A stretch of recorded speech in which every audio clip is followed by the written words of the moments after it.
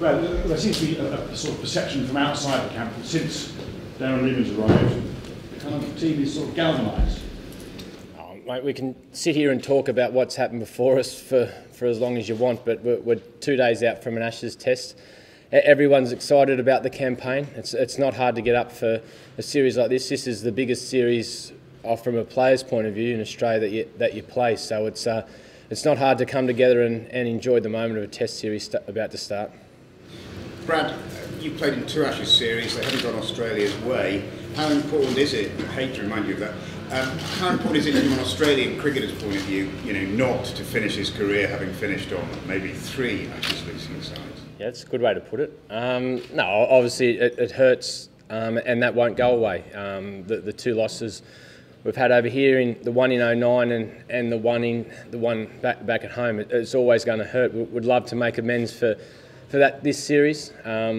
Our progress over the last few weeks has been good, and now we're excited about day 1 of the test in a couple of days' time. How difficult is it, Brad, for this side, with the weight of that side on its back all the time? The great side of the 90s and early 2000s. Have you gone on from that now, or is that still there? We have.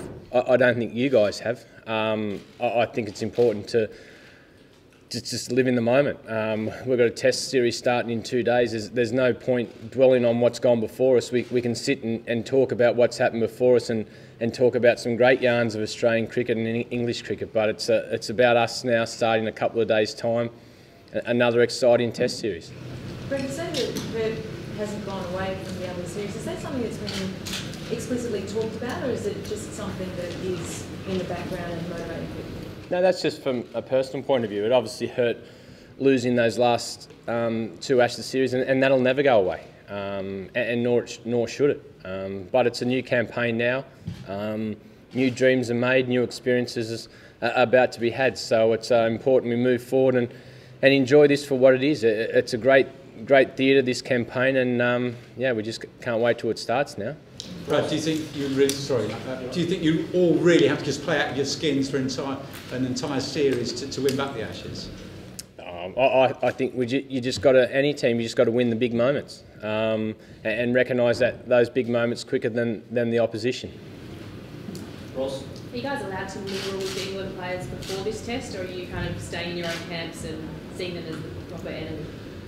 Obviously, it's 2 days out. We don't need to. We're pretty comfortable with where we're at. We don't need to go and find anyone else. No, we're grown men, Ross. We can talk to whoever we want. Brad, there's been a few changes to the team, obviously a new opening partnership, guys been brought back in, etc.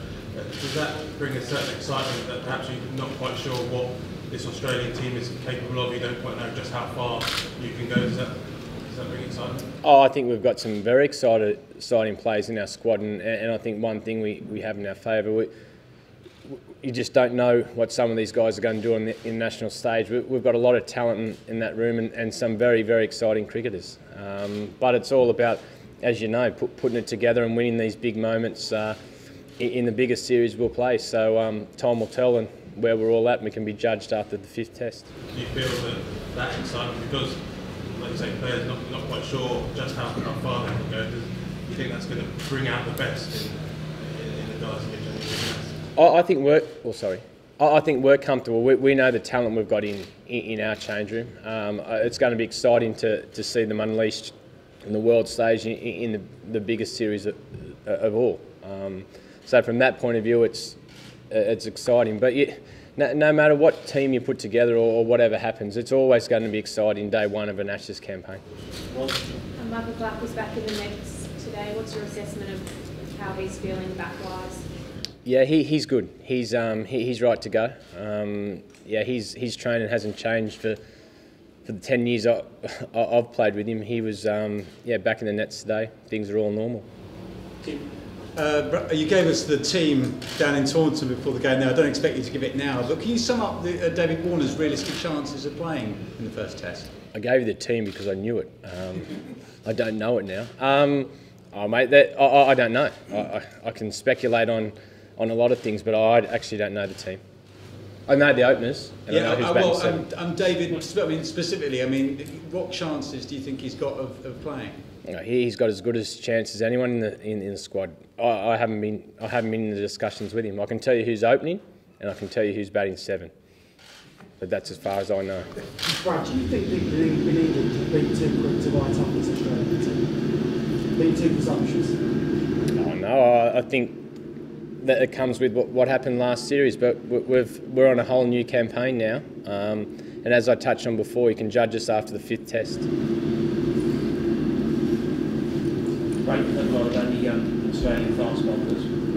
These guys, how good are they? They're exciting, but they're no different to anyone else in the squad. They can't wait to have a crack on the first more in this test match. So we're just holding them back at the moment and keeping their emotions intact, so we can let them loose day one. You won't have come here in 2009. What do you make of the place? What do you think of the pitch as well? The forecast looks like it's going to swing for you.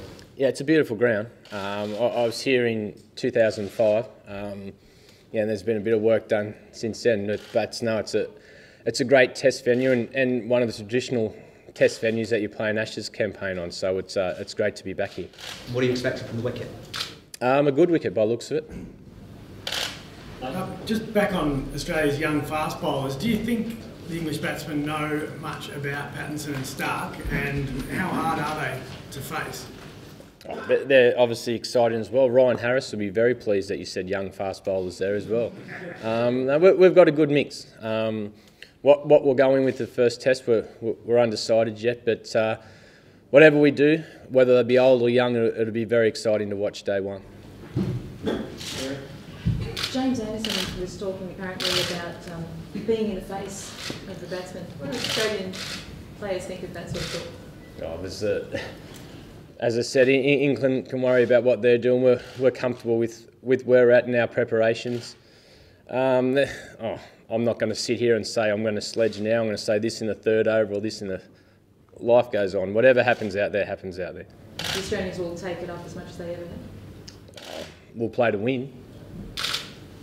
Obviously with young players, there's an element of sometimes they play with no fear. Is that what you're expecting from your side? I'm expecting that from every one of the 11 that go out there. We're here to win cricket games, and that's no different to any team that takes the field. Darren Leading the other day said that the batting lineup will be decided by the captain.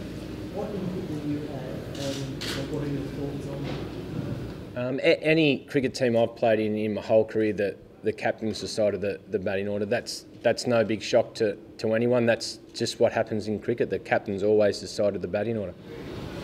But will you have an input in this batting side? I'm not captain.